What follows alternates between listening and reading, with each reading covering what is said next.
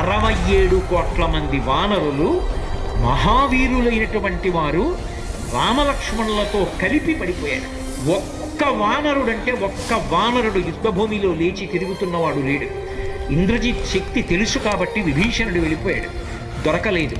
స్వామి హనుమ ఏ అస్త్రము చేత బంధింపబడరు కాబట్టి హనుమ ఒక్కరే ఉన్నారు. అందరిలో పెద్దవాడు, బ్రహ్మ యొక్క అంశలో వచ్చినవాడు జాంబవంతుడు నేల మీద పడిపోయి ఉన్నాడు. విభీషణుడు కాగడా పట్టుకుని అడిగాడు, తాతా కుశలమేనా అని అడిగాడు. వానరులలో శ్రేష్ఠుడైన హనుమ బ్రతికి ఉన్నారా అని అడిగాడు జాంబవంతుడు. విభీషణుడు అన్నాడు, తాత నువ్వు అడగవలసినది రామలక్ష్మణులు కుశలముగా ఉన్నారా అని అడగాలి. హనుమ కుశలముగా ఉన్నారా అని అడిగారేం తాత అని అడిగారు. మొత్తం వానరులు రామలక్ష్మణులతో కలిసి పడిపోయినా కూడా నష్టం లేదు.